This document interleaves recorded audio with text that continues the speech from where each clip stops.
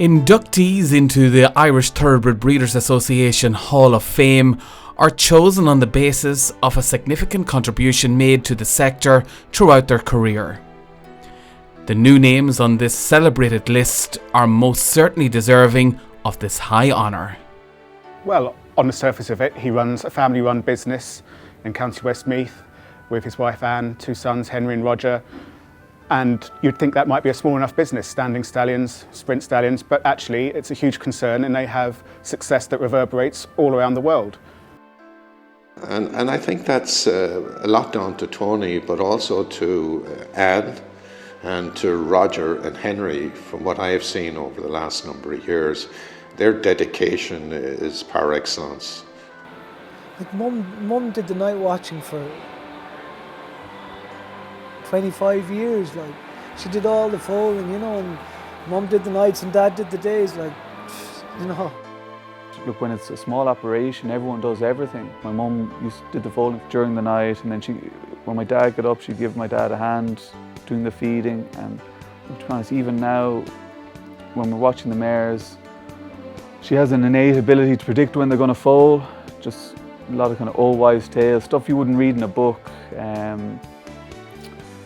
It just shows like the time she spent, the care she put in, and with both of them.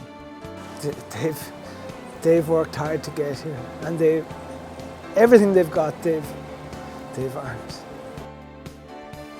They're incredible, whether you're talking about bringing a yearling to the sales, whether you're talking about doing a breeze up, whether you're talking about, a stallion. I mean, he encompasses, if anyone can aspire to someone like him, that's what they should. Hard work, knowledge, and being a thoroughly good person, He is incredibly successful on a world stage.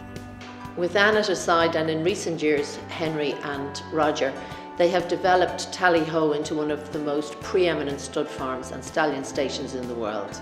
With the success he's got over especially the last 20 years with stallions, like he's come up with one stallion after another all the way back to the end payment. It's just unbelievable, so it is. In this game, it's a great game for giving a kick up the backside, and I'd have to say what I'd be very proud of is how they've dealt with when the punches have gone against them. I remember a huge blow was Daytime dying, at quite a young age. He was only 9, and they dealt with it, they moved on, and the drive and ambition never stopped. They always wanted to drive Tally-Ho forward. Of course, Tally-Ho has had the odd piece of bad luck over the years with Red Clubs and Society Rock dying young. So this success coming now is absolutely so deserved for all those decades of hard work. Army behind them, Fairyland is hanging on, Fairyland gets the flying 5.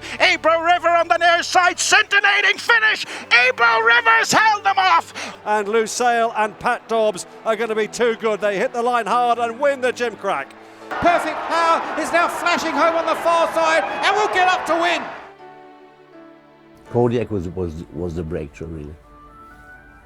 Like, put it this way, he'd be one of the biggest landowners in Westmeath, Kodiak. Their success at the racetrack is second to none. I mean, it's just incredible.